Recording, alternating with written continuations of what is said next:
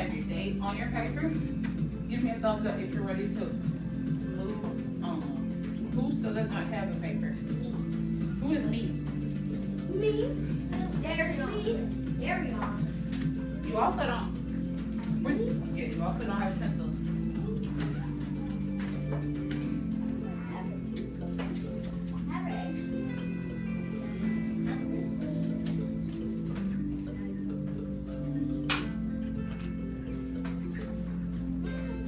Okay. So I'm speaking. You should be listening.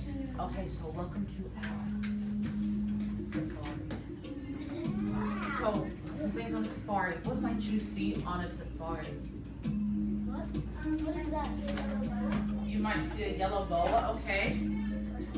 A giraffe. Who would like to see a giraffe if they went on a safari? Who's ever seen a giraffe in person? I've seen a giraffe in person. And I fed one. Okay. We're listening. And I'm only responding to quiet hands. What might you see on a safari? A hippo. A lion. Okay, two more. What's it, a monkey? Is that what you said? Okay, a monkey.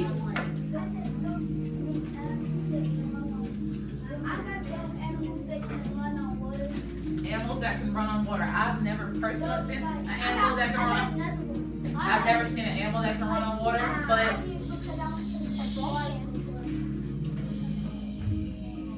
all right, let's remember our classroom rules. Be respectful. Understand?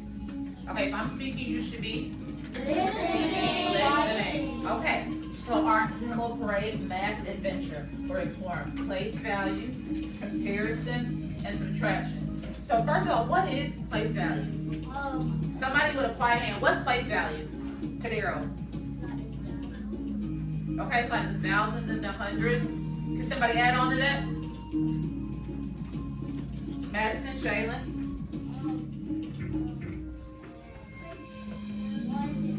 1 to 10, okay.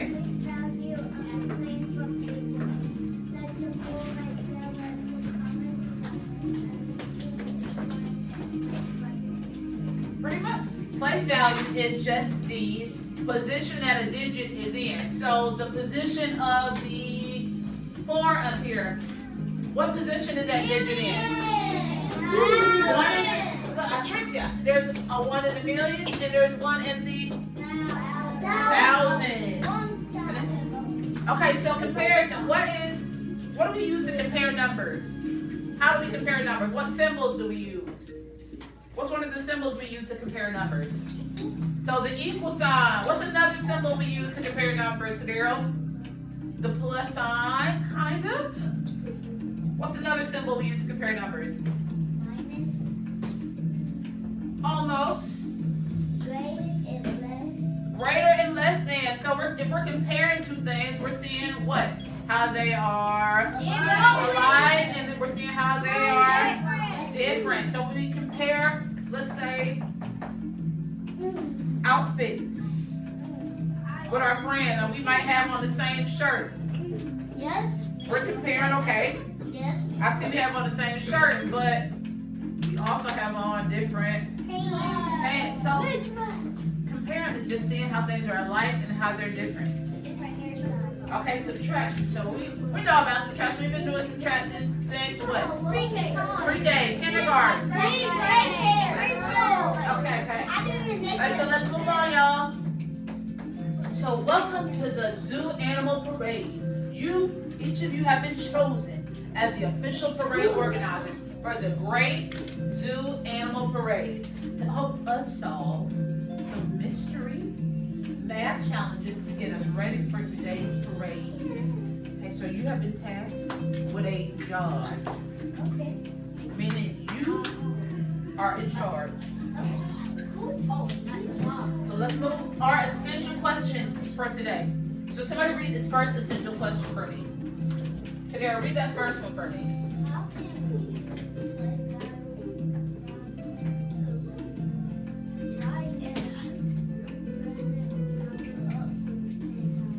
So how can we use place value? values. You read, write, and represent numbers up to 10,000. So, in our work today, we're going to use and explore different ways to represent numbers. So, what's one way you can represent numbers?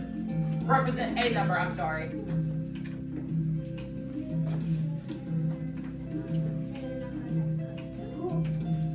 Almost. What if I just wrote the number the regular way? What do you call that? What do you call that when I just write the number the regular way? If I just wrote this same old regular way. Most of us are not this age. But I have a niece that's that age. If I just wrote this the regular, what do you call this?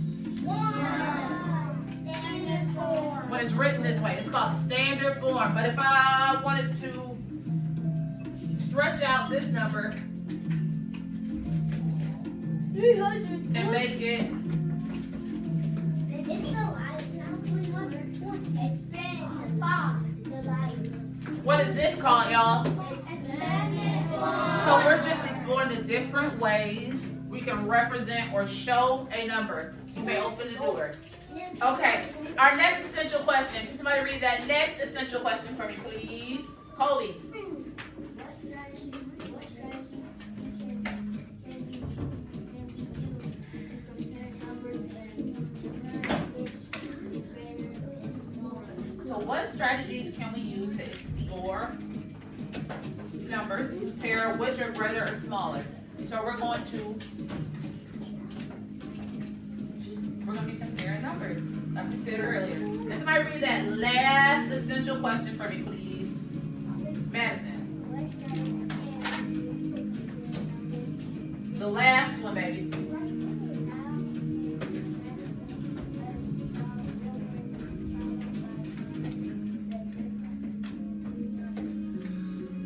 So we're finding the difference between two numbers to help us solve real world problems. So think about, when do we use subtraction in real life?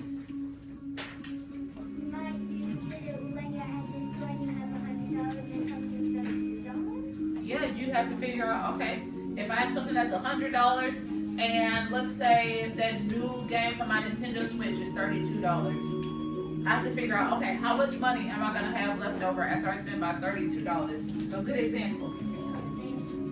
Okay, so first step in our zoo animal adventure, counting the animals in our parade. So what's this animal, y'all? Zebra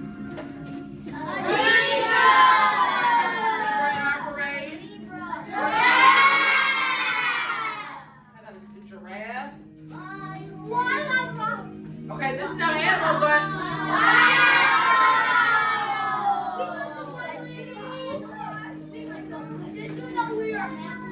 okay, this is something we might need on our safari. Who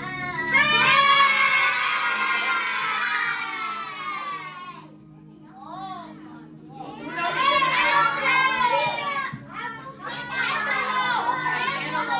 Okay, so let's reel it back in. So we're counting the animals. Convert the number. So what does it mean if you are converting something? What's the word convert mean? So let's look at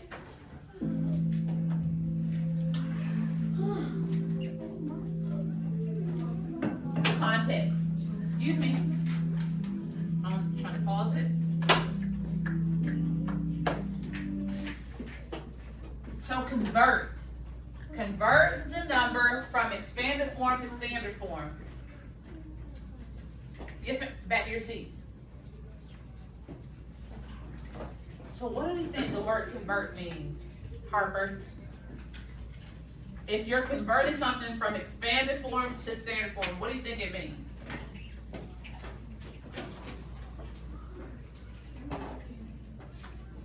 Does somebody help her out? Harder class. It's just a fancy word for change. So on the Georgia milestones, when you see something say convert a number from expanded form to standard form, it's just asking you to change that number back to its regular self. So 3,000 plus 400 plus 50 plus 7.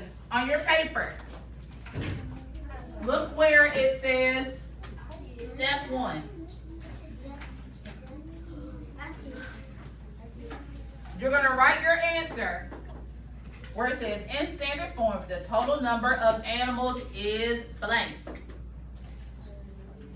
So whenever you got your answer, give me a thumbs up so I know you're ready.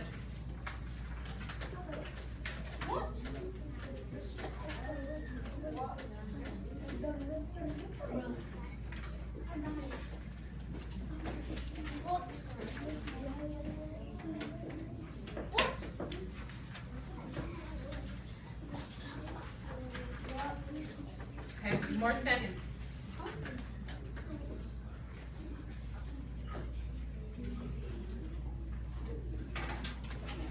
Can I get a volunteer to come up here and show me how to convert this from expanded form to standard form? Jackson, can you come convert this from expanded form to standard form? Jaden, thank you for sitting there nice and quiet. Birkin. Thank you, Paul. You're converting this from expanded form. So expanded form is when you stretch a number all the way out. You expand that number. So we're putting it back to standard, which is the regular written way. We see it all the time. Is it already written? It's in expanded form. So 3,000 plus 400 was 50 plus 7. How does that look? The standard, the regular way. Yes.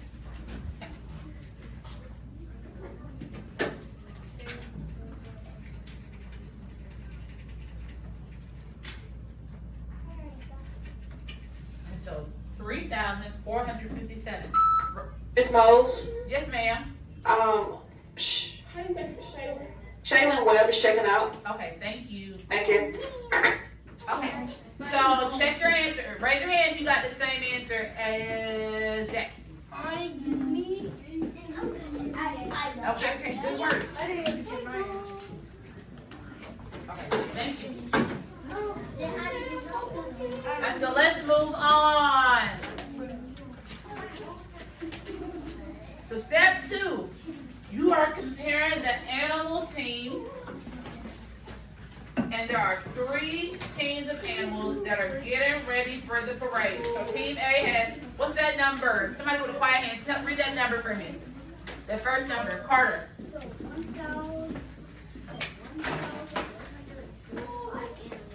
1,145 animals. What's that second number, Harmony? 1,453 animals. And last one, Harper.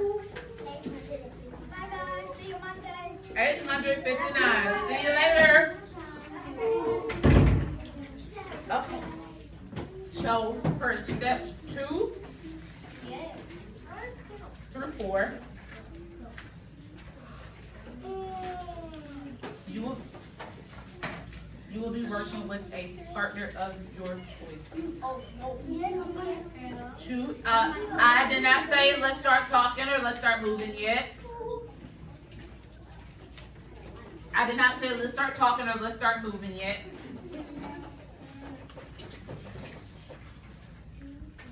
So the second step is comparing the numbers. So let's look at the third step together. Some of the animals on team A are missing. You're going to use subtraction to find out how many animals are not in line yet. Team A has 1,145 animals in total, but 859 animals are already in line. How many animals are missing from Team A's lineup? So we're turning to the next page.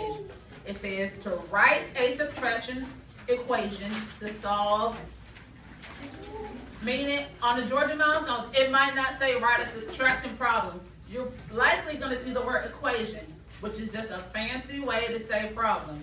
So subtraction problem or subtraction equation is the same thing. In step 4, the final parade lineup. Now that you have solved the mystery, it is time to organize the parade using what you have learned. Place the teams in the correct order of the parade with the fewest animals going first. Put your hands down until the end. I'll ask you if you have questions then. So the fewest animals goes first on the first line, second line, third. So animals with the least amount in their team goes. Bird. The animals with the least amount on their team goes. Bird. Okay, the ones with the most goes. Second. The ones with the most goes. Last.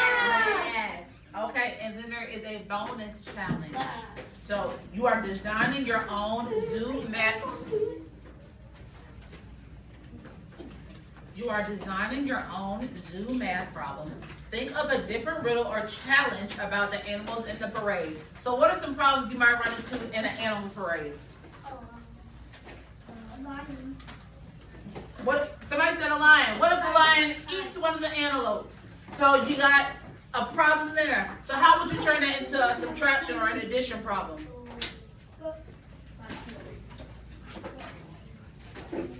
I heard somebody say you're taking some away. So if I had three, for example, if I had 3 antelopes and a lion ate 2, how many antelopes are there left? 0. You don't say it. 3 minus 2. 1. I'm at 2. 1. I have 1 antelope left.